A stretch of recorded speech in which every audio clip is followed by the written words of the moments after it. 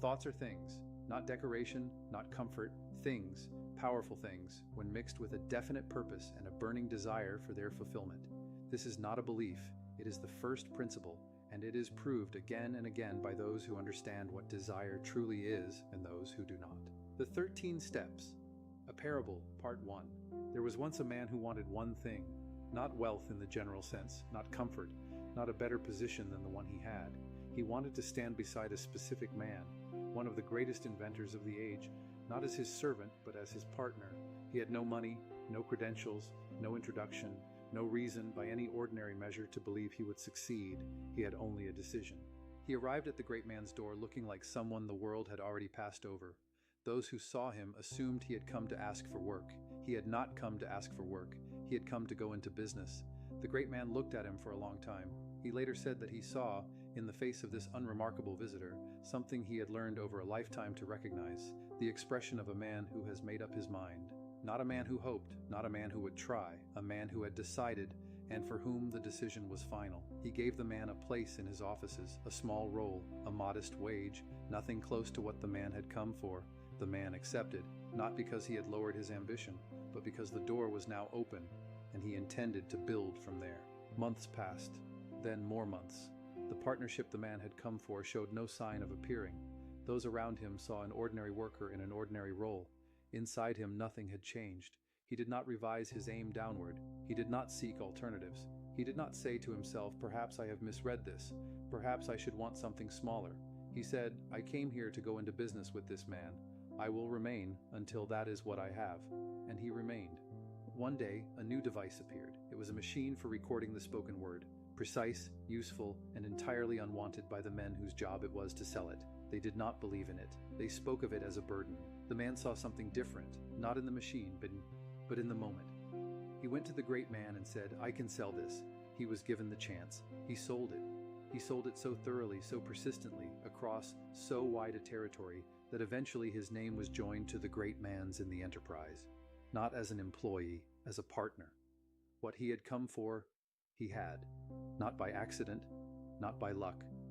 By the force of a desire that had never, through all the months of waiting, become negotiable.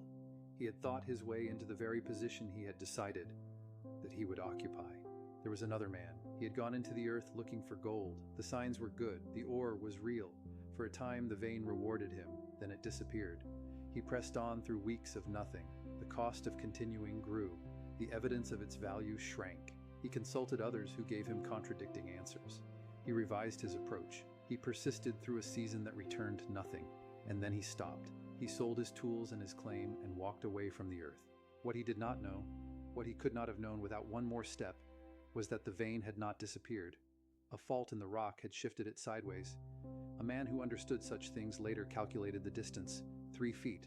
The man had stopped 3 feet from one of the richest deposits in the region. Another man, less certain but more patient, continued where he had ended. The earth opened. The first man spent the rest of his life applying this lesson in a different field and became wealthy, not because the gold had taught him to dig, but because it had taught him never again to stop when men said no. Failure is most convincing at the moment it is least true. These two stories are not about gold. They are not about machines or partnerships or minds. They are about a single question that divides men into two kinds. Is your desire final or negotiable? A wish is negotiable. It adjusts itself to circumstances. It accepts what the world offers. It is content to want a thing without requiring that it be obtained.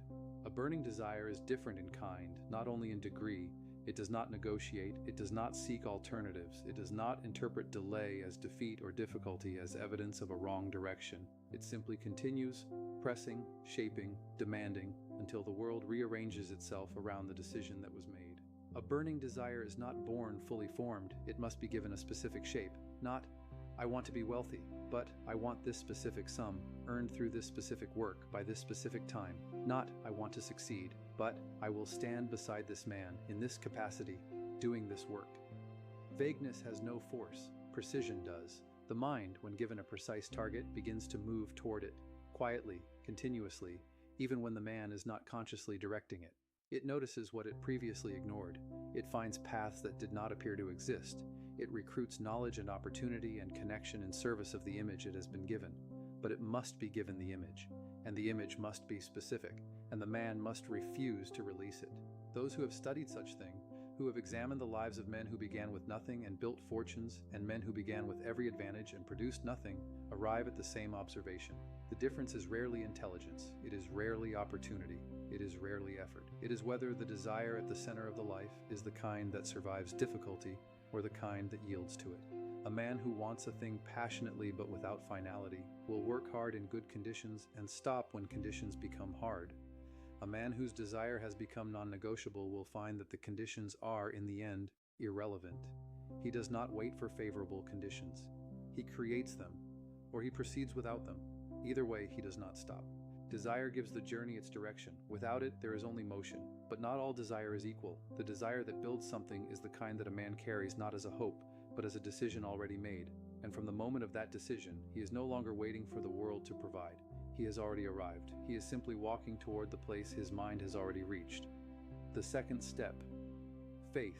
Desire points the direction, but desire alone does not move a man forward. Between the wanting and the having lies a space that no amount of wanting can cross. That space is crossed by faith. Not faith as a feeling of warmth, not faith as a wish for the best. Faith as a state of mind, a conviction so complete that it shapes behavior before the outcome is confirmed. Many men say they believe, but their actions tell a different story. They hesitate before committing. They delay the decisive things. They retreat when the first resistance appears. This is not belief. This is hoping, dressed in the language of belief. Hoping waits for evidence before it moves. Faith moves first and lets the evidence follow. There was once a man who stood at the edge of a deep chasm. On the other side lay everything he had determined to build. Between where he stood and where he needed to be, there was no bridge. He searched for one. He walked the length of the chasm looking for a crossing already made. There was none. So he stepped forward. There was no ground beneath his foot. And yet he did not fall. Because with each step he took, the bridge appeared. This is not a story about miracles. It is a story about the nature of forward movement. The bridge that cannot be seen from the edge can only be discovered by those willing to step onto it. Certainty is not given before action. It is built through action. The man who waits to be certain before he moves will wait forever. Certainty is not given before action. It is built through action. Faith is not a gift. It is not granted to some men and withheld from others. Faith is a state of mind that is developed through a specific and repeatable method. The method is this: tell the mind repeatedly and with feeling what you intend to become. Tell it what you will have, tell it what you will do, not as a wish, as a statement of fact, spoken before the fact has arrived. The mind, when given the same instruction often enough and with sufficient feeling, accepts it. It does not distinguish between what is already true and what has been repeatedly presented as true. It simply accepts and begins to act accordingly. This is not deception. This is the method by which belief is constructed, and by which belief, once constructed, begins to construct the reality it describes. There was a man who was told he would not survive. A physician examined him and gave his judgment plainly. Those around the man accepted the judgment and prepared themselves accordingly. The man did not accept it. He said simply and with complete conviction that he would recover. Not because he had evidence that he would, but because he had decided that he would, and his decision had the quality of finality. He recovered. The physician later said that nothing but the man's own refusal to accept death had saved him. He would not have survived, the physician said, if he had not refused to believe in the possibility of not surviving. This is the power that faith carries. It is not merely emotional. It is biological, psychological, and practical. A man who believes he will find a way, finds one. A man who believes he will not, confirms himself correct. The opposite of faith is not doubt. Doubt can be examined and answered. The opposite of faith is a negative belief held quietly and consistently over time. There are men who have convinced themselves that they are doomed by circumstance, by origin, by the accumulated weight of what others have said about what people like them can expect. They carry this conviction not as a stated belief, but as an unexamined assumption. And the mind, loyal and non-discriminating, accepts the assumption and builds a life around it. The same process that builds faith builds its opposite. Both work through repetition. Both produce results. A man who understands this will guard what he repeats to himself, with the care of a man guarding something irreplaceable, because it is. Every man is what he is because of the dominating thoughts he permits to occupy his mind. The mind grows into what it is fed. Faith is the starting point of all accumulation, not the finishing point. It does not guarantee arrival, it guarantees departure, and departure, sustained long enough, becomes arrival. The third step, auto-suggestion. A man does not think his thoughts, he receives them. Most of what passes through the mind on any given day was not chosen by the man who holds it. It was absorbed, from family, from circumstance, from the accumulated repetition of 1,000 voices that spoke before he was old enough to select among them. The question is not whether the mind will be shaped, it will always be shaped. The question is whether the man will choose what shapes it. The mind is like a field, rich, deep, capable of extraordinary yield, but indifferent to what is planted. Plant grain, it grows. Plant poison, it grows. Leave it unattended. Whatever the wind carries, that grows. Most men leave the field unattended. They tend their houses, their work, their relationships, but the field of the mind they leave open to whatever passes, and they are surprised years later to find it full of things they did not intend to grow there. Autosuggestion is the practice of deliberately planting, not once, not when the mood is right, but daily, before the world begins its own planting. The instruction is simple. Each morning, before other voices reach you, speak to yourself. Say what you intend to become. Say what you will have. Say it as though it is already so. Say it with feeling, not as recitation, but as conviction. At first it will feel false. This is expected. The feeling of falseness is the sound of the old planting objecting to the new. It is not evidence that the practice is wrong. It is evidence that it is working. The subconscious mind accepts what is given to it with emotion and repetition. It does not distinguish between what is already true and what is repeatedly presented as true. It simply accepts and begins to act accordingly. There was a man who wanted to build something of consequence. He had the desire, he had the direction, he had the will to act. What he lacked was the internal alignment between what he intended and what he expected. Each morning he rose early and spoke in the quiet before the house stirred of what he would build. Not what he hoped to build, what he would build. Those who heard him in the early period called it vanity. They pointed to the gap between his words and his current circumstances. He did not argue with them. He continued. Weeks became months. Something subtle began to shift. Not in the world, not yet. In him. He began to notice things he had previously walked past. He began to act in places where he had previously hesitated. He began to persist in places where he had previously accepted difficulty as a reason to stop. The words had not changed his circumstances, they had changed his behavior. And his behavior, over time, changed everything else. Every man carries two voices. One speaks of limitation. It is fed by fear, by memory, by the accumulated evidence of difficulty. It is the older voice, the one that has been speaking longest. The other speaks of possibility. It does not argue with the first. It simply continues. Whichever voice a man feeds, through attention, through repetition, through the daily practice of what he chooses to give the mind, will become in time the dominant voice. And the dominant voice becomes the dominating belief. And the dominating belief becomes the dominating behavior. And the dominating behavior becomes the life. This is not philosophy, it is the observable mechanics of how men become what they become. You are not at the mercy of the mind you were given. You are the keeper of the mind you are building. Every day you choose what to plant. Every day the field grows what you planted. The harvest will reflect the planting. It always does. The fourth step. Specialized knowledge. Knowledge is not power. This is one of the most repeated falsehoods of the age. Knowledge is potential power. The difference is everything. A library holds more knowledge than any man. A library builds nothing. A library earns nothing. A library does not move. Knowledge becomes power only when it is organized, directed, and applied toward a definite end. Before that moment, it is storage. There are two kinds of men who learn. One collects. He reads widely and retains much. He can speak fluently on many subjects. He has opinions about things he has studied from a distance and certainties about things he has never touched.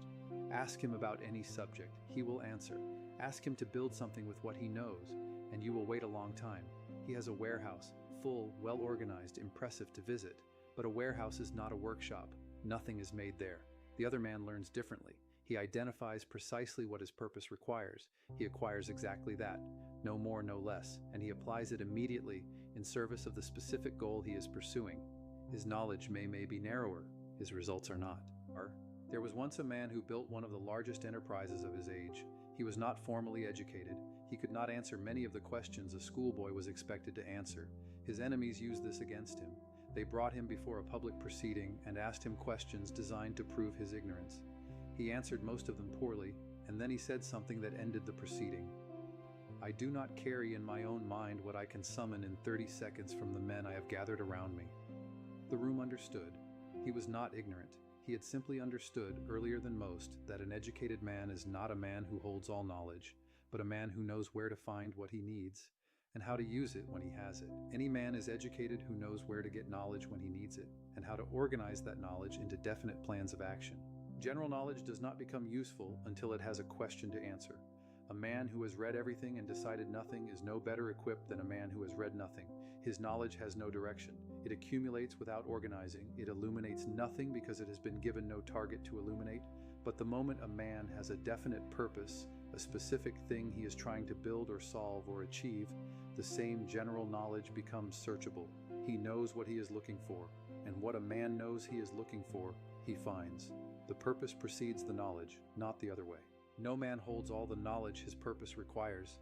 This is not a limitation. It is the normal condition. The man who understands this goes looking for those who hold what he lacks. He asks the right questions. He listens to learn, not to confirm. He builds around him a circle of knowledge wider than his own, and then he acts. The man who waits until he knows everything before he acts will never act. There is always more to know. The point is not to know everything. The point is to know enough, and to know where to find the rest. Knowledge points toward what is possible, but it is the application of knowledge, directed, organized, aimed at a specific end, that makes the possible actual. The warehouse is not the destination, the workshop is. These are the first 4 steps. Desire, that becomes a decision and refuses to negotiate. Faith, that moves before the evidence and lets the bridge appear underfoot. Auto-suggestion, the daily planting of the field that becomes your life. And specialized knowledge, not the warehouse, but the workshop. They are not 4 separate ideas.